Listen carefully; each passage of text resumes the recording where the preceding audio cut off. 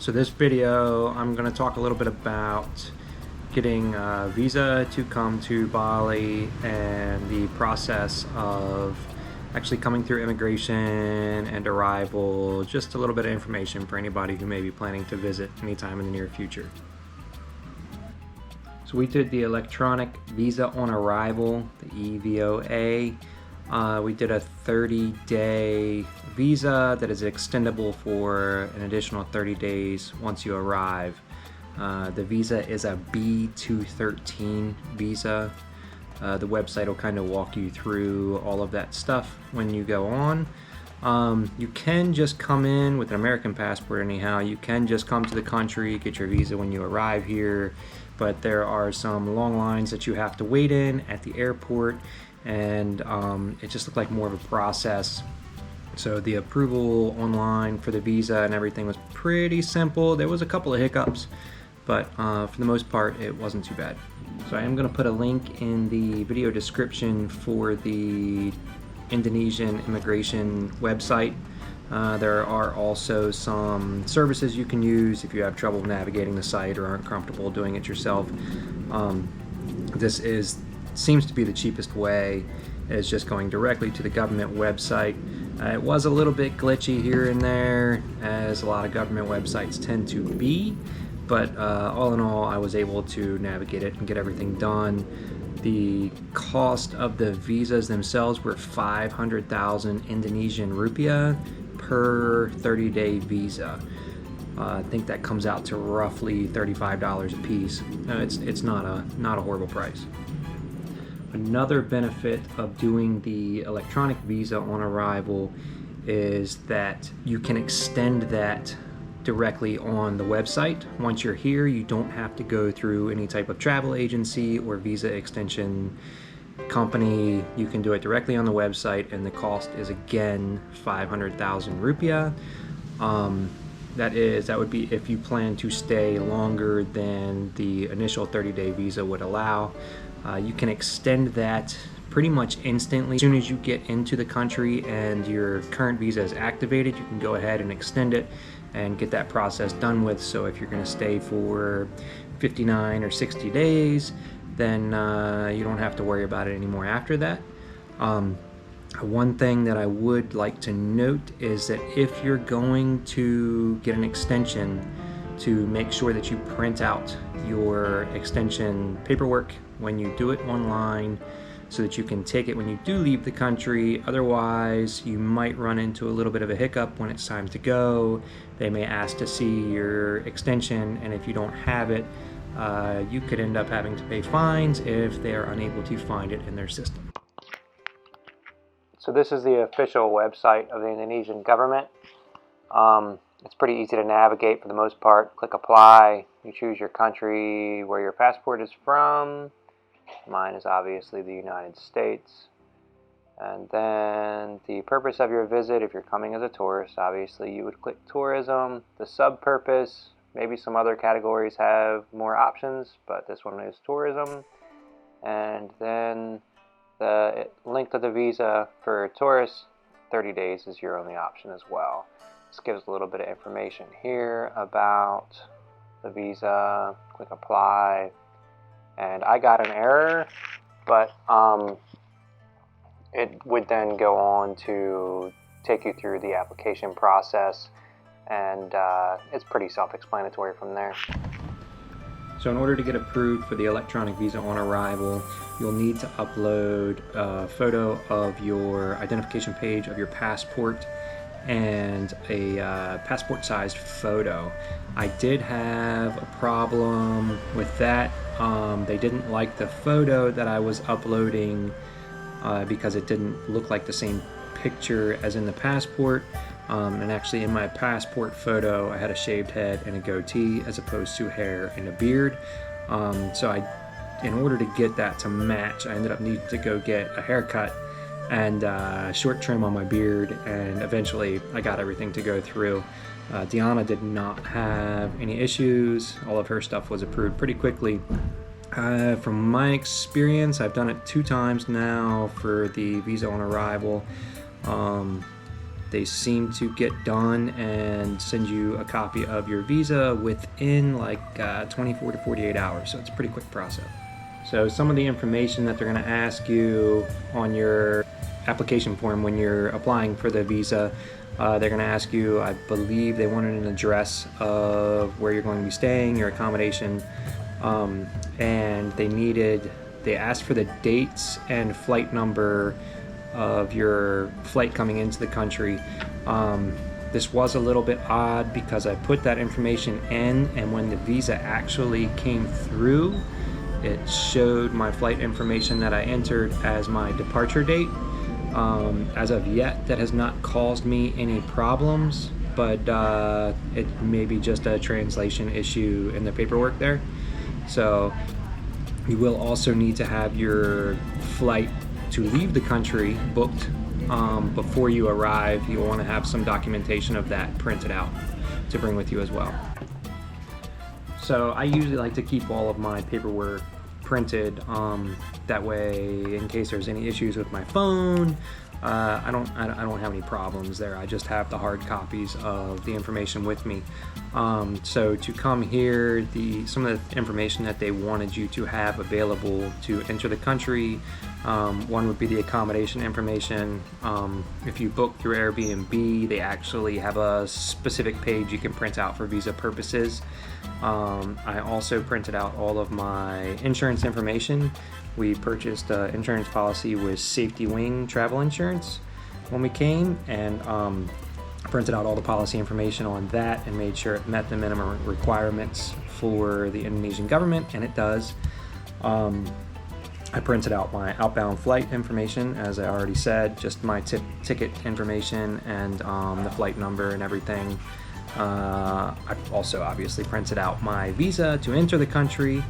And then there is a customs declaration that you have to do when you come here. You can do it up to 3 days in advance. It was best, I found, to print the QR code and do that ahead of time. There was several people in the airport that were trying to do it, and the Wi-Fi wasn't working for them. We hadn't passed any SIM card stands yet, so it was a lot more difficult. We had it printed and ready to go, and we got through customs very quickly that way. One other thing you'll want to bring, international driver's license, if you plan to drive while you're here at all. We have seen several people get pulled over by the police, and you will definitely want to have that in your possession if you're going to be driving. As far as having your outbound flight information with you, there's a little bit of a gray area there for me. We had booked our flights. We had planned to extend our visa, so we had booked our flights for almost exactly 60 days after we arrived here. That could potentially cause a problem, being that your initial visa is only actually good for 30 days.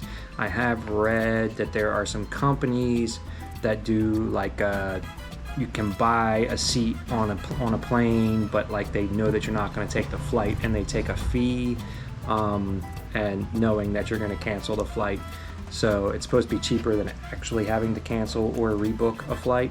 I have not used any of those services, so I cannot attest to them, but I have read that they're out there. We just kind of took the gamble on the fact that having our flight booked for 60 days out and having an extendable visa for up to 60 days was going to work, and it didn't cause us any issues. I believe they only asked us at customs coming in if we had our flight to leave booked, and we told them that we did. I don't think that they asked the date, but I had already told him that we were going to be extending our visa, so I don't think that they were too worried about it. I have met one guy here that I talked to who didn't have his flight booked for when he was going to leave, and he ended up having to pay one of the customs officers $100 in order to be let into the country without having to have that flight booked. As far as the customs declaration goes, that I said that you can do up to 3 days in advance before your arrival, I put both me and Deanna on ours. It asked if I was traveling with anyone. I put her on there as well when I filled out the information. and printed the QR code. I saw other people traveling together, families traveling together, they each had their own individual QR code. When I got up to the desk where they scanned that, I told them that we were together and the code was for both of us, and they scanned it and we went through. So we did this twice and never had an issue. So I don't think it's actually necessary to have a code printed for each person in your party as long as you're all traveling together.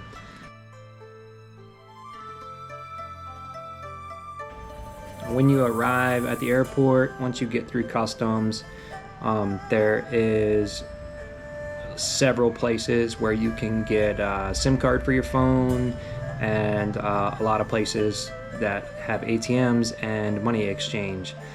We exchanged some money before we arrived in Bali, so I wanted to make sure we arrived with cash. I never like to arrive without at least some cash to get me started when I get here. The cheapest way by far seems to be bring your ATM card with you and pull money out of the ATM. And one of the safest places to do that is the airport. There is a lot of skimmers put on ATM machines in Bali that I have read about, so you do have to be careful about what ATMs you use. If you're coming for a short period of time, it may be best to try to pull out the bulk of your cash at the airport while you're there, and you should not have to worry about any issues. It probably would be advisable to keep an eye on your account just in case though. SIM cards, most of the prices were about the same. Believe we paid 300,000 each to get our SIM cards, and that was 25 gigabytes of data if I remember correctly, so that's more than enough for the two of us typically. I don't think I even used half of that in the first month that we were here. So the prices for the cell phone plans are pretty decent. That did not allow for any international calling, and I think it was like 5 minutes of local calling, but we really didn't find any situations where we needed to call anyone anyhow, so that was not an issue. Also, most people here use WhatsApp to communicate, so if you're coming and you don't have WhatsApp on your phone, you may want to go ahead and get that installed. That will be the easiest way to communicate with people while you are in Bali. The last thing we'll really talk about is getting to your accommodation from the airport. So you will probably be flying into Denpasar International Airport. DPS is the airport code. Probably will be easier to arrange a ride ahead of time. If not easier, it will set your mind at ease. It set mine at ease for sure. You can get taxis from the airport, and they seem to be fairly reasonably priced. I've heard some people say that they were expensive, but based on what I've seen, that doesn't seem to so much be the case. So you may be able to arrange a ride through your accommodation. I know every Airbnb that we stayed at, they offered to arrange an airport pickup for us, and the average price for that seems to be around 500,000 Indonesian rupiah. We did use a company when we did our visa run, the same company that we rented our scooters from, and they charged us 400, I believe, to pick us up from the airport and 350 to drop us off.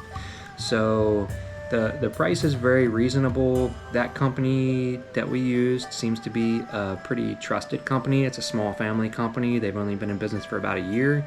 I will put their number up at the bottom of the screen, and I'll also put their contact information in the description, as well as a link on Google Maps to be able to find them in case you come to Ubud and want to rent a scooter.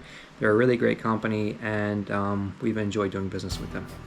And this scooter rental company is a little bit outside of central Ubud, so if you're like us and not quite used to driving on the left side of the road, or don't have a ton of experience on a scooter or motorbike, it gets you a little bit outside of the traffic for a little bit so you can get accustomed to these things. You still do need to be very careful, and there is still traffic pretty much everywhere. It's just not as bad on this part of the road.